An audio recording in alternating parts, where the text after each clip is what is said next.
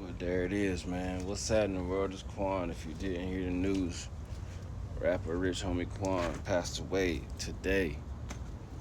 Uh, Dang, man. Sad day for Atlanta. Sad day for the hip hop community. I don't know if you know much about Rich Homie Quan, but uh, I'd say legendary run, man.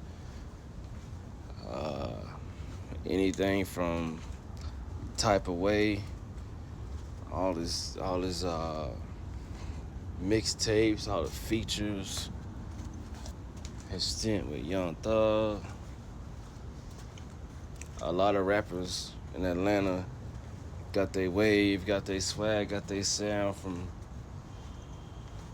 some part of Rich Homie Quan, man.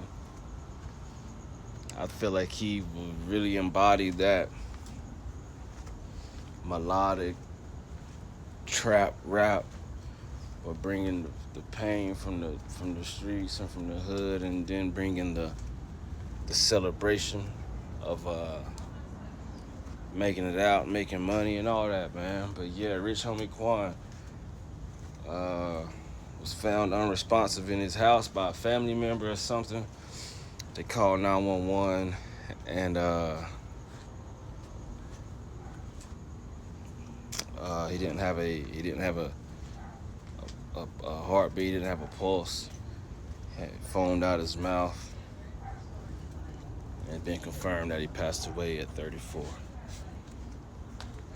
And like most of the things I cover, this one is a suspected overdose from a bad pill or a pressed pill or whatever. So another son is gone to the drug game. Another father, that's a brother, somebody's cousin, or somebody's best friend, that's an artist. I'm pretty sure he take care of people. He's the breadwinner. I'm pretty sure he pays people bills and he takes care of people. And that drug game, that addiction, took my man out of here. I listened to Rich Homie Quan a lot, especially back in the 2013, 14, 15. Pretty much everybody did. I did not expect to see this. You don't really hear too much about Rich Homie Quan in the news, especially the hip hop news. You don't really hear too much negative on them, at least. At least not a lot of negative stuff. And it just goes to show that, like I say in so many videos, man, that drug addiction, it doesn't discriminate, bro. It does not discriminate. I honestly think that it's even more dangerous when you have funds and you have money, because you don't have to worry about the normal addict hustle and bustle of trying to get money. You have money available, and that can be more dangerous. When you have money, a lot of everything can get more dangerous because you have yes men around you. And even if you don't have people around you that are yes men, you just have the ability to do what you want because your money's good. So you can already see how that gets dangerous in a drug addiction. You can get as many drugs as you want, when you want, whenever you want, and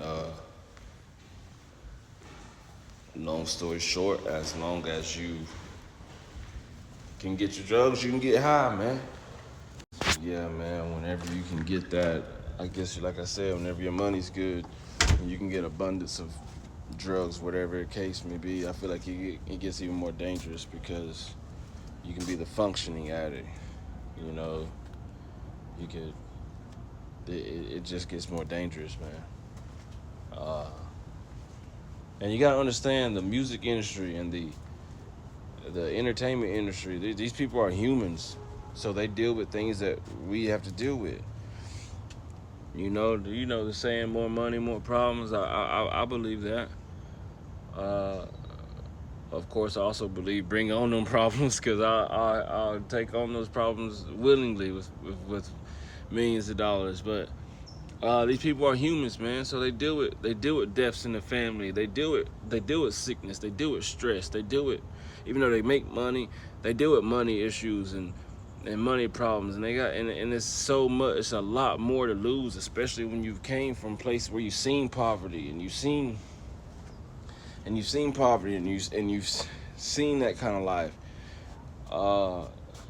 They deal with PTSD, and they gotta deal with everything that normal beings without millions of dollars deal with, bro.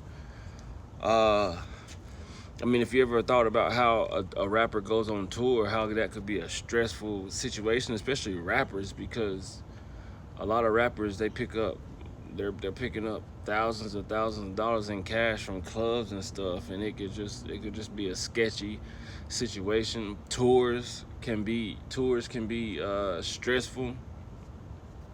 You know, if you got a 20 city tour in 30 days and you're on that stage performing, yeah, you're doing what you love, but you're traveling around, living on a bus, living in hotels every night, jumping around, screaming, exhausting that energy. And yeah, it's it's what you signed up for, it's what you love to do, but it can be stressful. And whenever you have stress, whenever you have trauma, whenever you have all these things you're dealing with, whenever you have things inside you that you might can't even acknowledge or you might can't even heal, drugs can come take a place of that. So whether if you just experimenting, whether if you just don't think you're an addict and you just, whatever the case may be, if you're dipping and dabbling in those drugs, man, if you're dipping and dabbling in drugs, it can get dangerous really fast, really quick. And another artist gone, another man gone, another son gone, another brother, another friend, another cousin,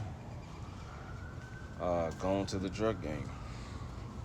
Way too soon. 34 is young. It's just sad to see. So like I preach in every video, man. If you're fighting that drug addiction, please try to get off of it any way you can. If you need to get help, if you need to go to a rehab, whatever the case may be. Your children need you, your friends need you, your family needs you, your mother and your father don't want to have to bury their child. And if you are dipping and dabbling with drugs, man, there's not too many ways it can end. It can end in a jail cell, it can end in a graveyard, or it can end in just a total terrible quality of life. Even for entertainers and artists and rappers and singers, and they're not exempt to